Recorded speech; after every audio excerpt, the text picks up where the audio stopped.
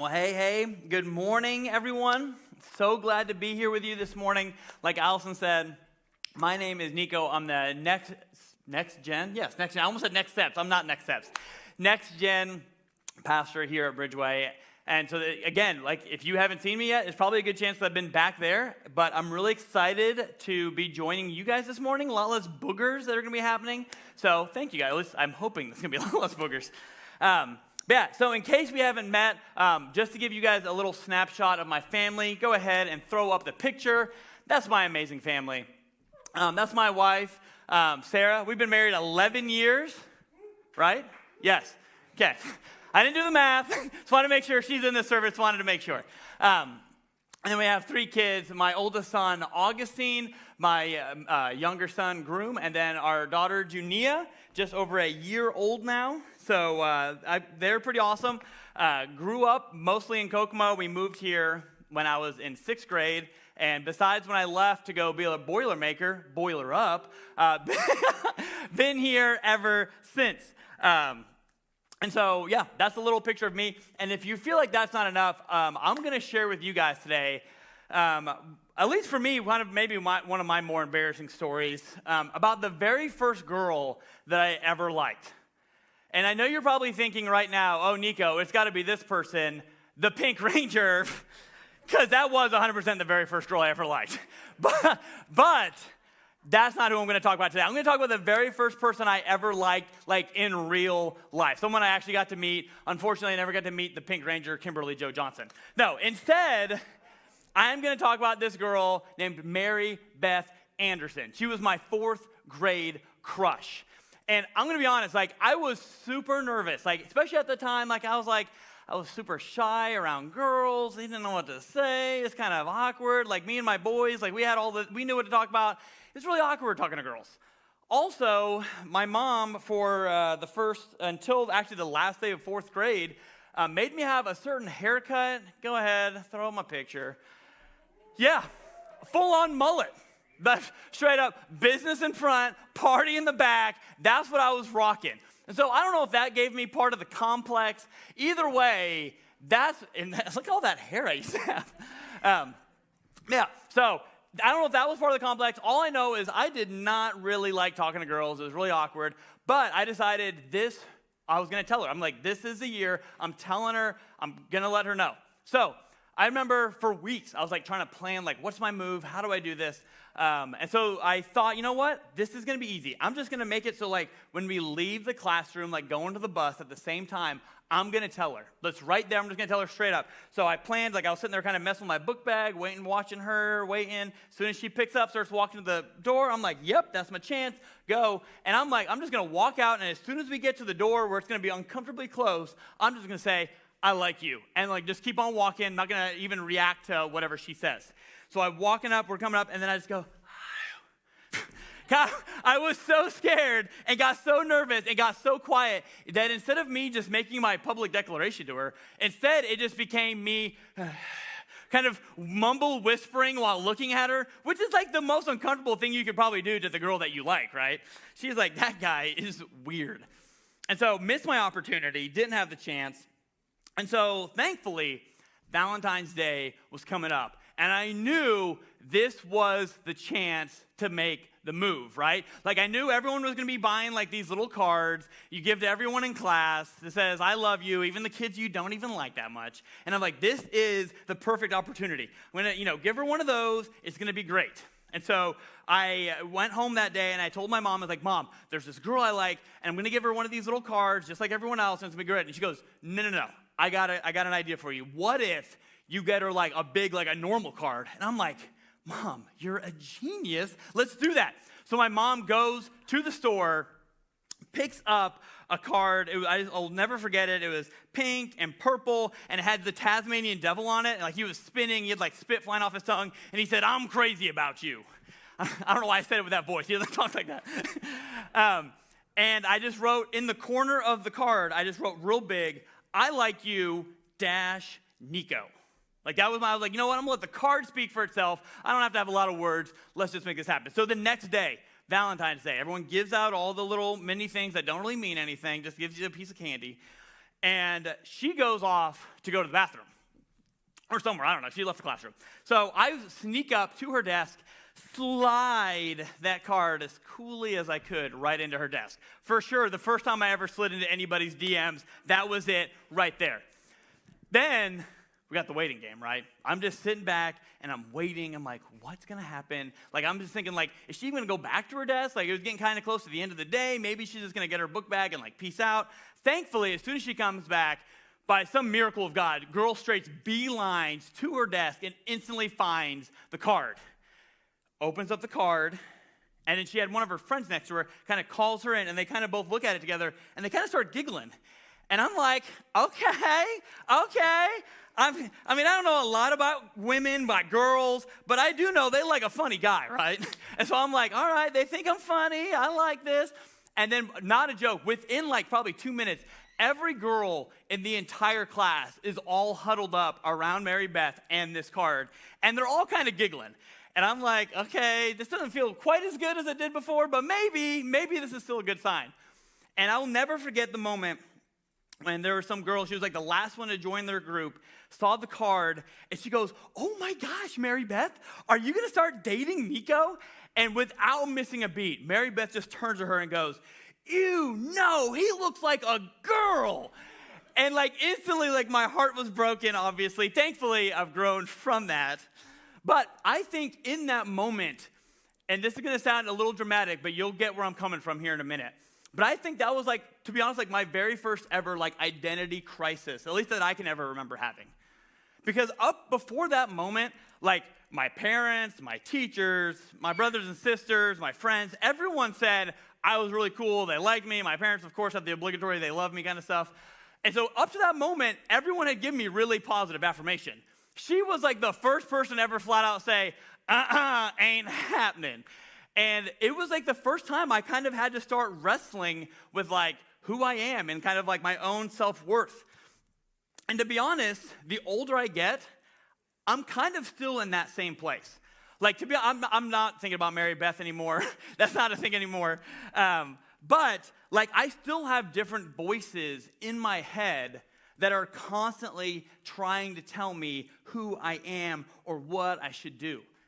And I think, if we're going to be honest, like, I think everyone in this room is constantly in a state of identity crisis.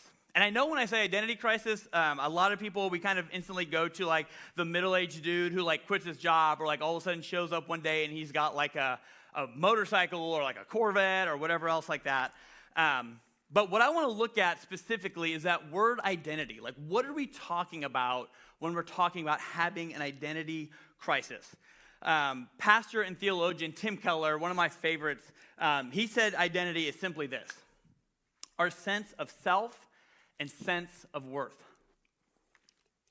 Our sense of self, your sense of worth. So the sense of self is kind of like that core of who you are, right?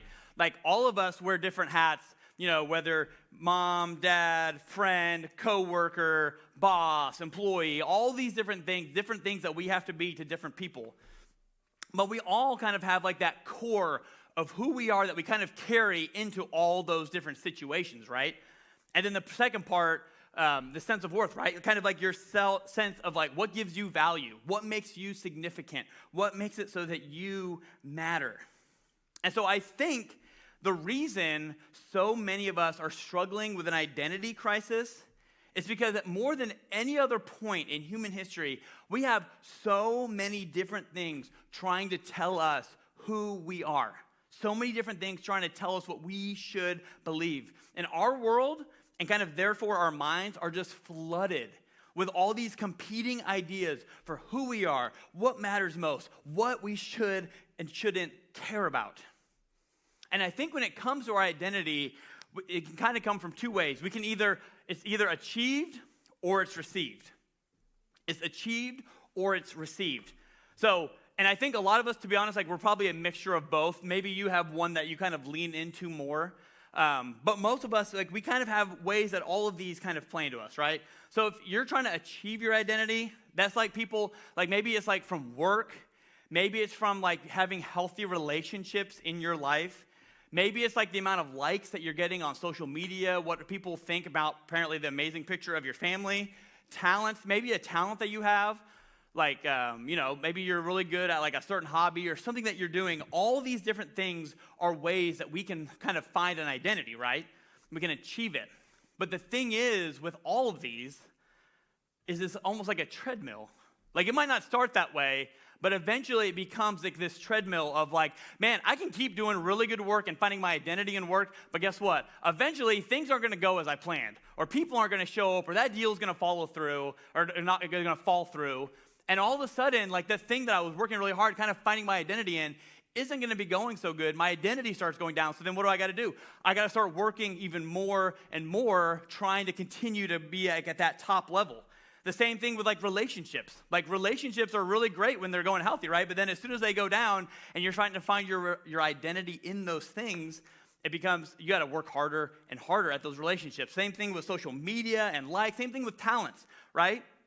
Like with our talents, I bet everyone here has at least a couple things that they're pretty good at, and maybe even the best at, like in your friend group. You're like, oh yeah, in this area, I'm like really good at it. But let's be honest, none of us are like the best in the world. And so then as soon as you meet somebody who's better at something than you are, all of a sudden now you're in that place of, oh, am I not as good at this as I thought? And like all of a sudden our value, the kind of our self-worth, our identity can kind of start to go down. So we can either achieve our identity or we can receive it, right? It's something that we have received. And this is like, I think, at least for me, this is where I hang out a lot of times. This is what other people say about us, right? Like maybe it's how your significant other feels about you right now. Maybe it's your boss or your coworkers. Maybe it's friends. Maybe it's family. Maybe it's how your kids feel about you right now, or at least you feel like your kids feel about you right now. Maybe it's, and again, social media, this is the weirdest one to me, and I'm totally there though, that social media, we're letting like complete strangers, people that I haven't talked to in like 8 years, like have a say in like my own value, my own identity.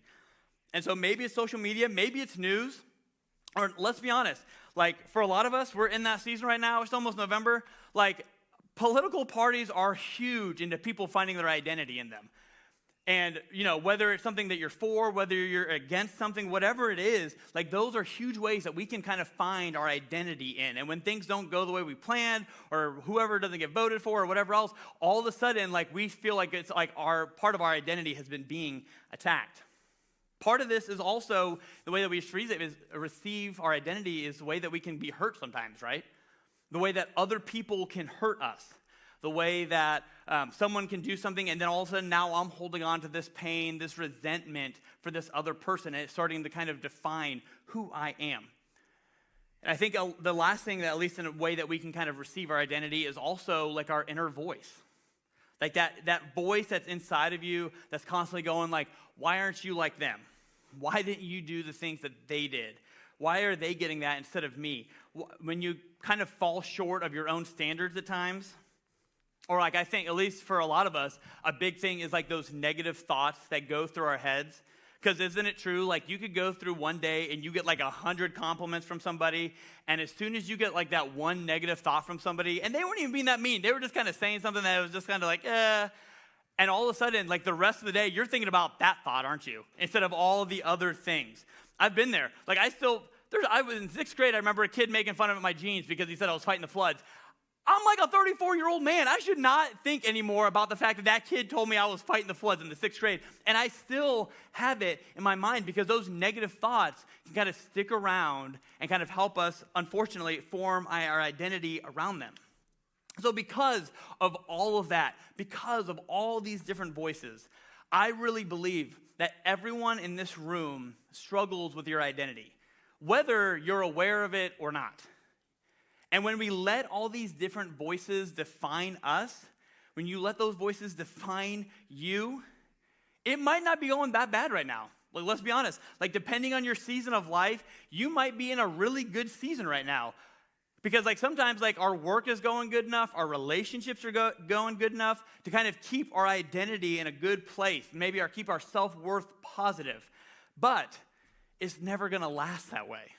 Like we all face things that we don't see coming or we don't expect, or maybe things fail in ways that we didn't choose.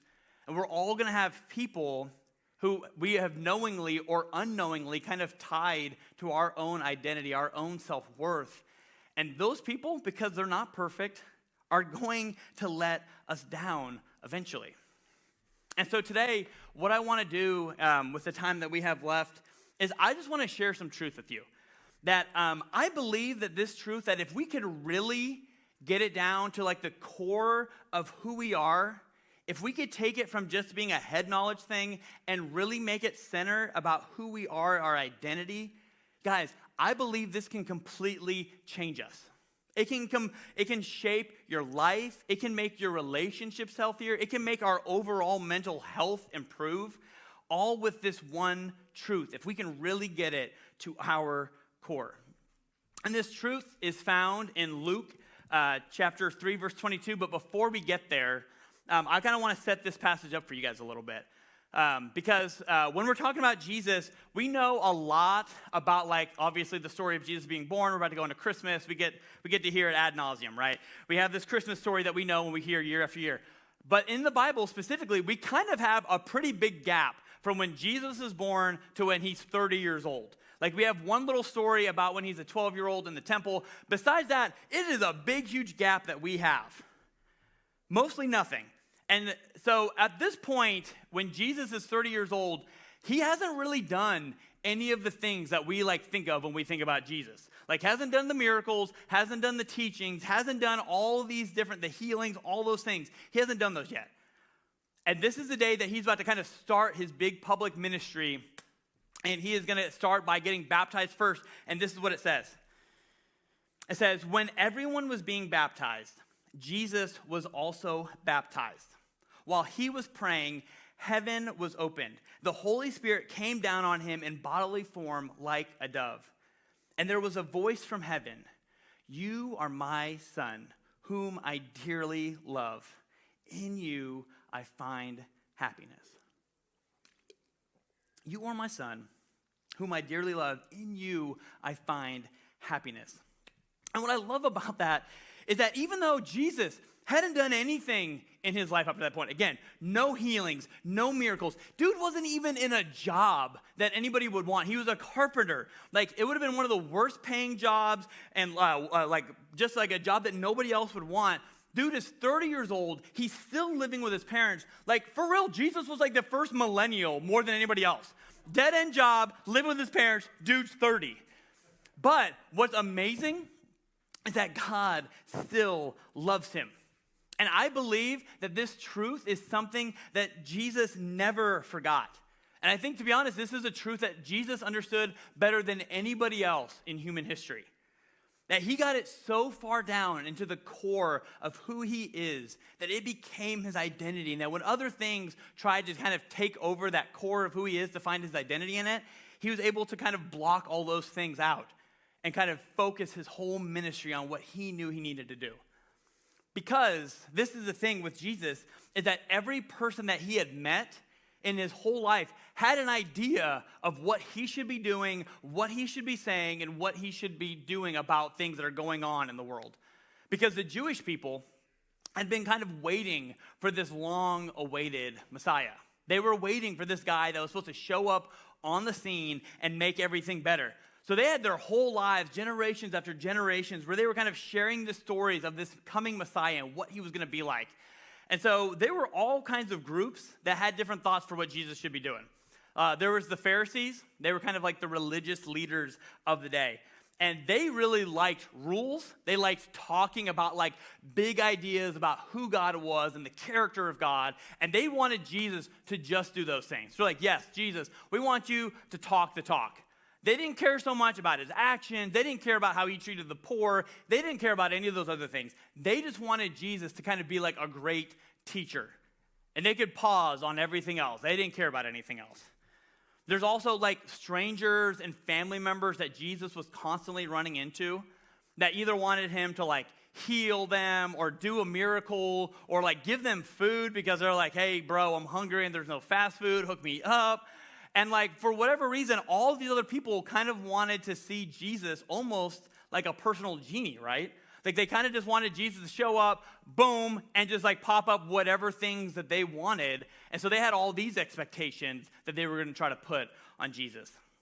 And even the disciples, like the disciples were like these 12 guys that Jesus had spent like 3 years with, like building into like the closest relationships he has while he is on earth. And even they had their own set of expectations for what Jesus was going to be about. Like they thought Jesus was going to be like this big political ruler who's going to come in and he's going to be like in a tank and he's going to come over, overthrow the government and go, hey bro, I'm taking over now. And then like give them like super cushy jobs in the government so they could just kind of run things and get paid good money. But Jesus knew that his identity wasn't found in what those people thought, or in the things that he did, or what he wore, or maybe the things that he had. Instead, Jesus knew that his identity came from being loved by God. So instead of having to change himself for people, he was living his life in response to God's love. He was loved, so he was loving others. It was just the natural response that he had. So knowing the Father's love shaped Jesus' entire life. So picking back up with the story, I want to kind of go a little bit farther with it. Because after Jesus had been baptized, instead of just like going out and like starting his public ministry, kind of having like this moment and like going like, all right, now it's time to do work, boys, let's go. And like going and grabbing the disciples, getting the whole band back together kind of thing, going out. No, instead of doing that, Jesus does something that I think was really weird then and probably still really weird today. And kind of pretty still unexpected. Comes out of Luke 4, verses 1 and 2. It says, Jesus returned from the Jordan River full of the Holy Spirit and was led by the Spirit into the wilderness. There he was tempted for 40 days by the devil. He ate nothing during those days, and afterwards Jesus was starving. So he has this baptism moment, and instead of instantly getting to work, he then instead goes off by himself in the wilderness for 40 days. Doesn't eat anything, like has this moment where he gets to really zone in and have time with God. And then after the 40 days, the devil shows up, basically lies to him 3 different times, trying to get like these lies into Jesus' head. And basically the whole time, the devil is really just coming at him, basically saying like, prove it to me. Like, prove to me that you are who you say you are. Prove to me that you're strong enough. Prove to me all those things. And what I think is, interesting is that those same little lies that he was telling Jesus in that day, it's the same things that he's telling us today. That little voice in the back of our heads that's always whispering, prove it. Prove to me that you're good enough. Prove to me that you have what it takes. Right? Those are the same lies that we're still hearing today, that you aren't strong enough, that you aren't smart enough, that you're not beautiful enough, that you're not talented enough, that you're not fill in the blank enough.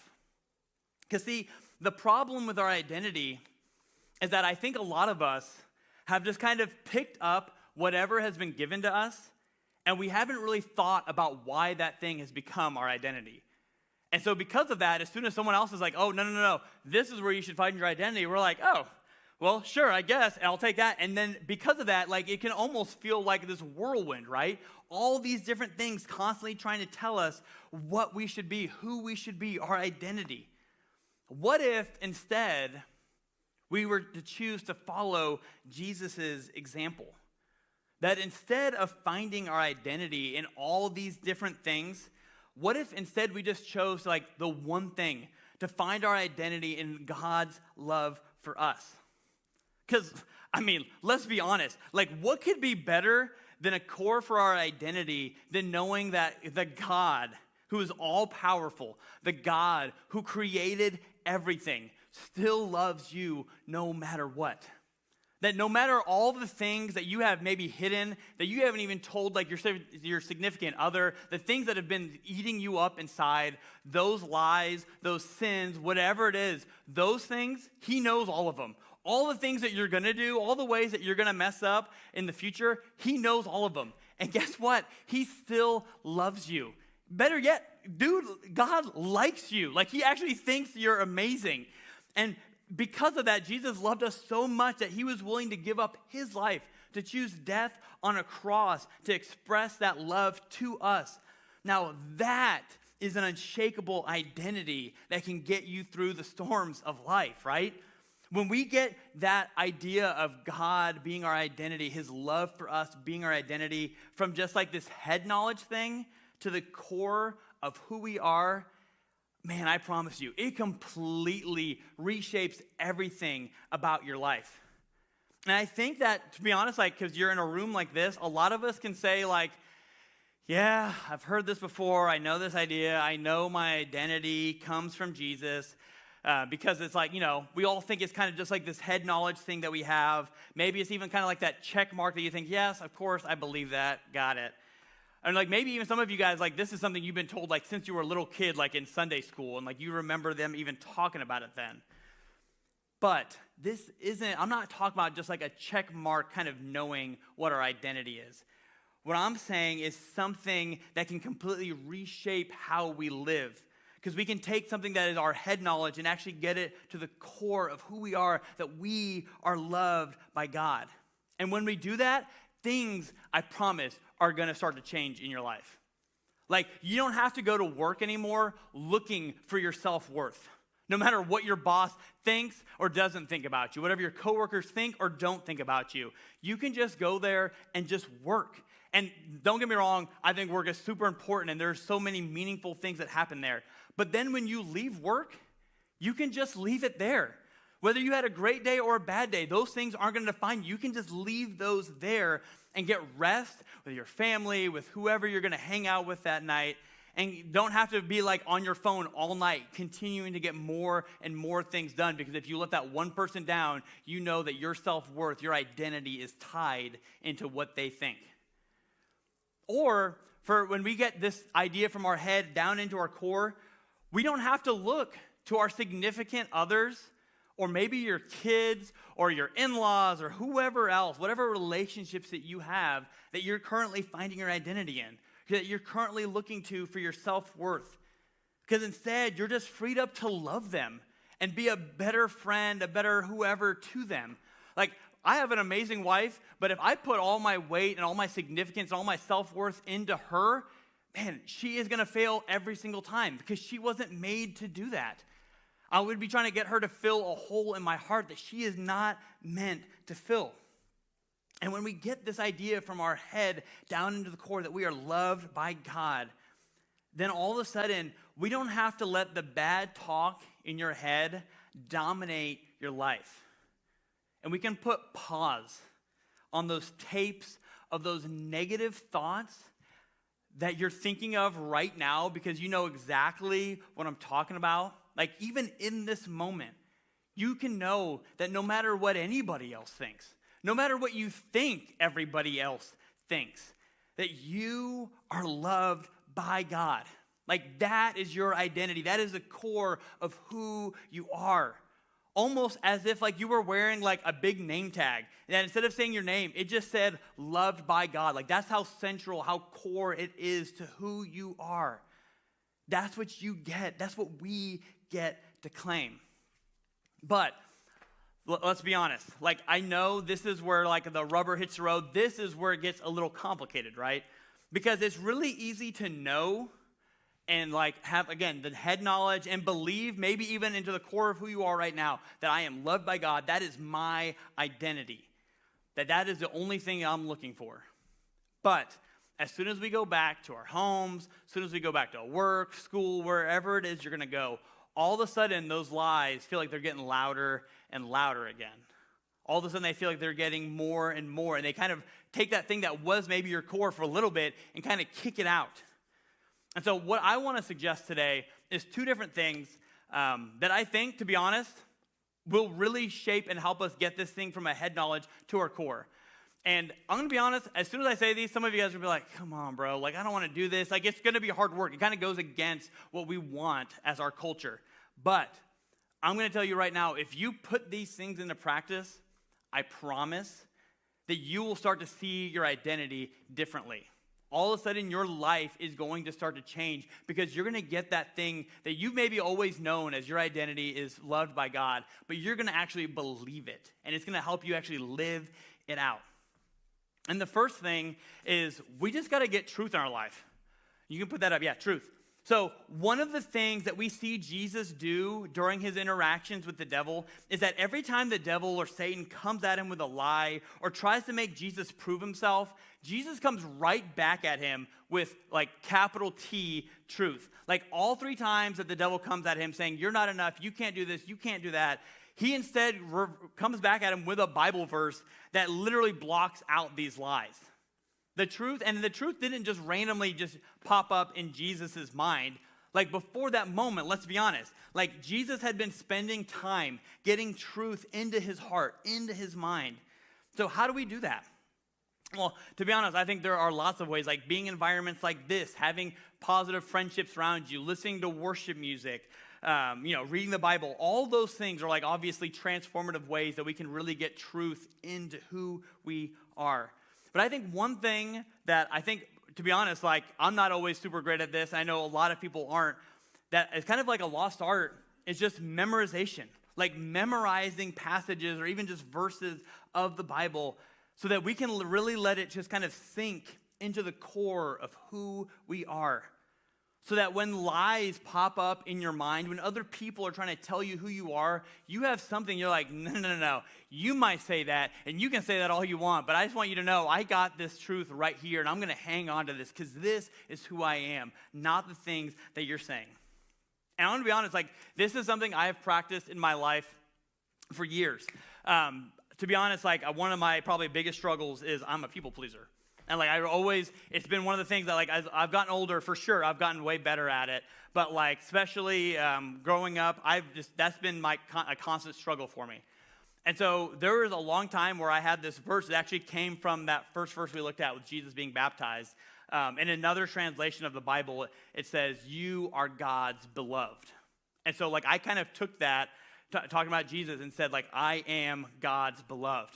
And so every single time, like I'm going through a season of my life where I feel like I'm letting what other people think of me kind of cloud out what the truth is, I'm maybe shaping my actions in ways that I don't even always want, I would literally just say that sometimes out loud, like sometimes it's not a joke, like the lies are so loud and I can't get them out of my head, I literally just have to say it out loud, like I am God's beloved. I am beloved by God. And I literally say it out loud. Hopefully in seasons that it's not quite as intense, like, yeah, I can just kind of say it in my mind. Sometimes I've even had it as like an alarm in my phone because you can put text to an alarm and go morning, noon, night. Like I just need to hear this truth. I need to hear this echo to me, even when I don't realize I need it. But I know as soon as I said memorize, a lot of you are like, bro, I'm trying to check out. I'm out of school. I'm not doing that anymore. But I just want to push back on you guys just a little bit. Like, if we really want the freedom that comes from knowing our true identity, isn't like taking some time to memorize some verses worth it? Like, it can be as easy as like making that verse like the wall, like the lock screen of your phone. Again, maybe make an alarm, maybe make it a note. There's amazing apps out there that literally in just a couple minutes you can kind of work on memorizing verses and just make it so a couple times a day you look at something. And I promise that you'll be amazed by how fast you can actually memorize when you actually put effort into it. And as someone who has tried this before, I'm going to say like don't power through and think like, oh, you know what? Every day I'm going to do a different verse, or you know what? I've been trying to memorize this verse all week and I can't get it. Like, I have found it best to basically pick a verse and just stick with it until it completely fills me, till I really believe that that is true about whatever it is. And that sometimes, like, I can take a verse and I get it in a week, and other times, not a joke, I have taken months to get, like, one sentence down because I want to make sure I'm really getting it down. Like, this isn't a race. Truth is truth. And so, specifically, we have this verse, 2 Corinthians 5:17. It says, this means that anyone who belongs to Christ has become a new person. The old life is gone. A new life has begun. This is a verse that my challenge for you guys this week is as a Bridgeway community to like take time let's start this week specifically and start trying to work on memorizing this verse together. So that when those lies start to pop in our head, when we have those other things that are trying to fill our identity, we have something that we can hold on to. So we're going to be posting about it all week on social media, but I really challenge you guys, don't just hear this and go, all right, I'm going to do it. No, take this and try to memorize it and find out how much it's going to shape and change your life. The second thing that I think will help us kind of take that identity of God being God's loved and take it from our head knowledge to our heart, to our core, is silence. And I get it. Like, this is the second thing that Jesus did, not only to start his ministry, but also like multiple times through Scripture, we see moments where Jesus pauses, kind of gets away, has silence. And my question is like, how, are you doing that? Is like that a practice that you have? Like, are you regularly getting time where like you pause the TV, no music, no podcasts, no voices from social media, and just sit in silence? Because if Jesus needed it, like how much more do we need it? Like, we have so many different things telling us who we are, who we should be. I can tell you one of the most refreshing things for your soul can just kind of be getting to sit there in silence. And I get that this sounds scary at first, because to be honest, like I've literally gone through seasons of my life where like I don't want to process what's going on in my mind. And so I'm like, as soon as I get in the car, I turn up my music as loud as I can. And I don't even know if it was on purpose or not, but I knew I was trying to block out those thoughts that I was having. But I can promise you, just like a muscle, this is one of those things that the more you do it, it gets a little bit easier, you get a little bit stronger. And that if this is your first time ever trying to practice solitude or silence, like starting with like a 3-hour retreat, probably not the best thing. I've done it before. I promise it's a nightmare. But what if instead, like if this is your very first time ever kind of trying to get silence into your life in this busy world that we have, what if like you just took like, all right, you know what, when I'm driving in the car, like I'm just gonna, no podcast, no audiobooks, no music, no phone calls. I'm just gonna sit there in my car. And maybe that looks like praying to God. Maybe that looks like literally like I'm just going to sit here and be quiet and let God speak to me. And I promise when you do that, you are going to open up to be able to hear the quiet whispers of God and the things that he has. And that truth that you've memorized will start to become ingrained in your heart. And maybe for some of you, you're like, bro, I got like a 45-minute drive. I cannot do that. What if this week, literally 1 minute? Like you just timed, you can even put a timer on your phone. 1 minute of quiet in your life, whether you're driving, at home, and then the rest of the week, you're like, every day, I'm going to get 1 minute of just nothing else happening. When your brain goes crazy and you're like, I got all these other things, just bring it back and go, nope, I'm just kind of zoning in right now. And then next week, 2 minutes, 3 minutes. I promise it's going to get easier. But if you make this a regular rhythm in your life, man, I promise, I think you're going to be surprised at how often God whispers to you in these moments. Because it really gives us that opportunity to know who we are, to get that truth to the core of who we are. There's a beautiful quote that I think basically encapsulates this idea, and this is what it says. It comes from Henry Nouwen, one of my favorite authors. He says, when we keep claiming the light, we will find ourselves becoming more and more radiant. When we have that truth and when we have that silence, it really helps us to kind of continue to claim that truth over and over and over. And we can claim that even in the crowded and the busyness parts of our lives. Well, the band is about to come back up here so we can sing a song in response to our God. But my question for you guys this morning, and hopefully this week as you guys are processing this, is that where are you finding your identity? Like honestly, like we're not going to make you share it out loud. You don't got to talk to anybody else about it. But honestly, like where are you finding your identity right now? Because you can keep letting all these different voices tell you who you are or what you can do, what you can't do. And you can spend your whole life on that treadmill, chasing after whatever is next. And you're going to be weighed down by the chains of all those expectations of maybe ones that other people put on you, or maybe you're putting on yourselves. Or we can trust in God's love for us.